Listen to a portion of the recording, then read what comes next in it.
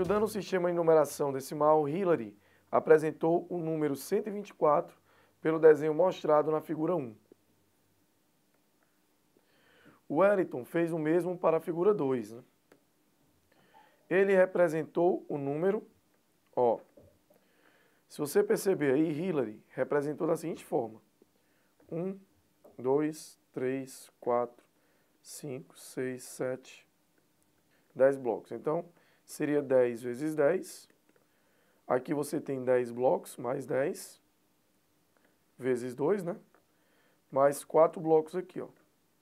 Então, você vai ter 100, mais 20, mais 4, que nos dá os 124, ok? Já o Wellington fez o seguinte. 1, 2, 3, 4. Mesma ideia dela. 10 na vertical, 10 na horizontal. Ok? Então, como que vai ficar isso daí? Certo? Vamos lá. Vai ficar 10 vezes 10. Só que perceba que são dois blocos. Olha o segundo bloco aqui por trás, né? Então, vezes 2. Mais, aqui você tem duas colunas aqui, né? Ó. Então, vai ficar 2 vezes 10. Porém, você vai ter 3 desses blocos, ó. Então, esse resultado você vai ter que multiplicar por 3. E aqui você vai ter 4 vezes 3 blocos. Isso vai te dar 200 mais 60 mais 12. Total 272. Item correto é o item E. Jean desenhou o triângulo equilátero da figura 1. Anne desenhou outro triângulo equilátero, ligando os pontos médios dos lados do triângulo desenhado por Jean, e obteve a figura 2. Gustavo fez o mesmo a partir do triângulo desenhado por Anne e obteve a figura 3.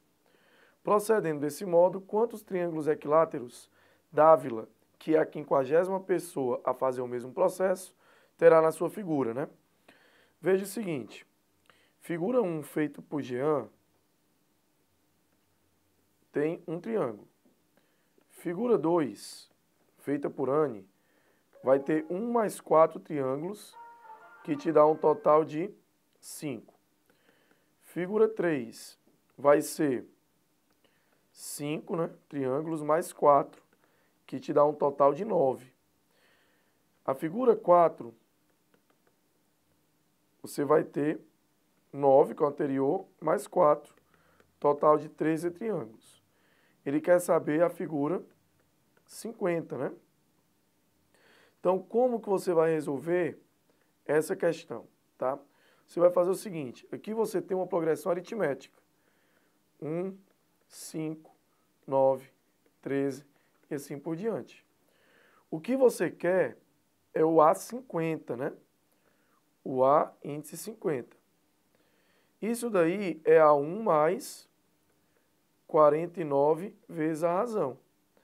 A razão da PA é a subtração entre um termo e seu antecessor. 5 menos 1, 4. 9 menos 5, 4. É uma constante, né? Então, o 50º termo vai ser o primeiro, que é 1, mais 49 vezes 4. Então, você vai obter como resposta, certo? 197 triângulos, ok? Item correto é o item D, ok? Na empresa Multinúmeros, todos os funcionários são etiquetados com o número de 5 algarismos pelo setor de recursos humanos. A gerente da empresa precisa encontrar o número de alguns funcionários para convocá-los para uma reunião. Passando pelo refeitório por distração, deixou que caísse café sobre a folha que continha os números dos funcionários. Entretanto, ainda restaram 3 algarismos que podem ajudar a determinar tais números, como mostra a figura abaixo. Sabendo que esses números têm as seguintes características, são divisíveis por 2 e por 3, o valor substituído na quadrícula das centenas e das unidades é igual. Determine a soma dos números dos possíveis funcionários que participarão da reunião com a gerente da empresa de multinúmeros.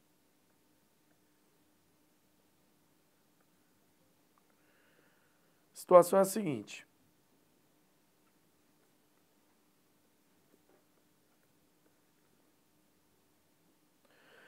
Primeira coisa, né? Os algarismos devem ser pares e a soma dos seus valores, né, no caso aí absolutos, tem que ser um múltiplo de 3, obviamente. Então você já tem na questão o 6, o 0, x, o 3 e o x, ok? O que é que vai acontecer? Tá? Eu só vou ter aí duas situações. A primeira é o x sendo 0, porque aí você vai ter 6 mais 3, 9, e quando 9 é divisível por 3, então o número todo será, né? E a segunda situação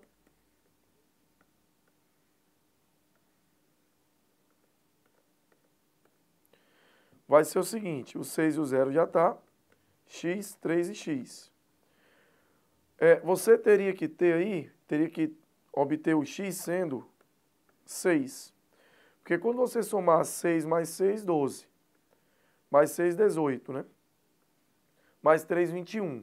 E 21 é divisível por 3 também. Quando você efetuar essa soma, 60.030 mais 636, né? Você vai obter como resposta 120.666.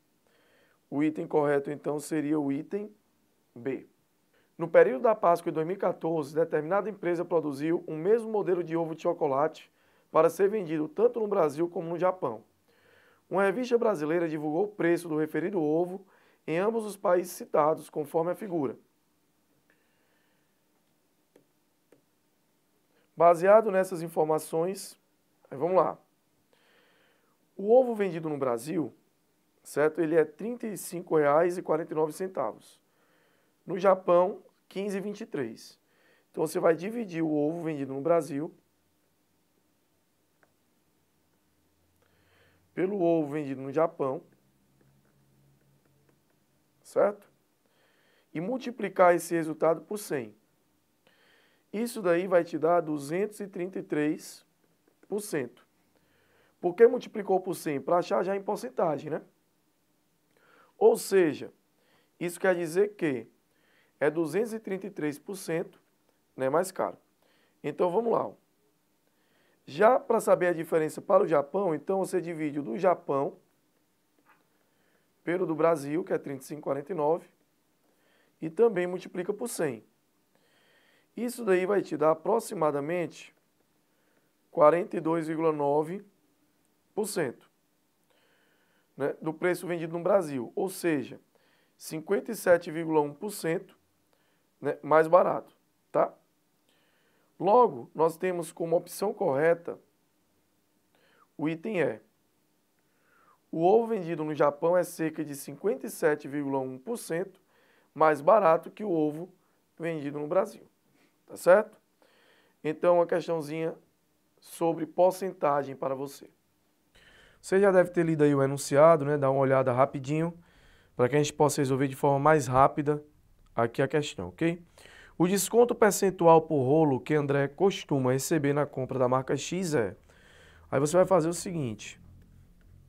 Primeiro passo. 10 está para 100%, assim como 1 está para X%. Então, você vai ter que X é igual a 10%. Segundo, o desconto percentual da marca A. Certo? Você vai fazer 8 está para 100%, assim como 1 está para A%. Então, você vai ter que o A vai ser 12,5%. Terceiro passo para a marca B. Você vai ter 12 está para 100%, assim como 1 está para B%. Então, o B vai equivaler aí a 8,3%.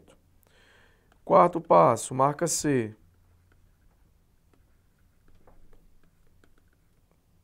Você vai ter 16 está para 100%, assim como 1 está para C%. Daí você vai ter C sendo 6,5%, ok? Os descontos percentuais, então, tá? São de 10, 12,5, ó, 10, 12,5, 8,3 e 6,25. O maior desconto é o desconto da marca A. Logo, o item correto é o item A. Comprar o papel da marca A, pois é mais vantajosa das três, uma vez que o desconto por rolo é de 12,5%. Toras de madeira com formato de cilindro circular reto são utilizadas como base para bancos de alguns parques ecológicos. Aí ele dá aí a figura, né, na questão.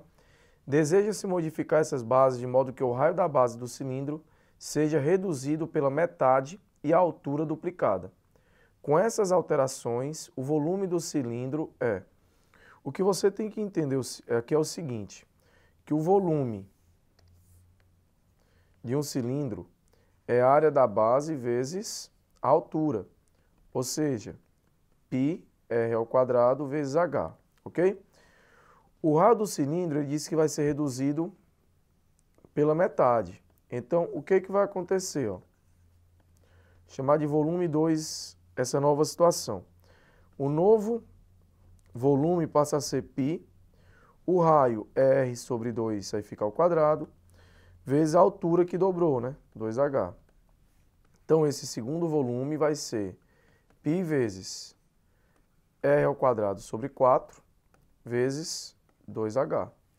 Então, esse segundo volume vai ser π r ao quadrado h sobre 2. Porém, π r ao quadrado h é o primeiro volume, né? Então, o volume 2 vai ser volume 1 dividido por 2, a metade, ok? Se a metade é porque foi reduzido em 50%. Item correto, item A.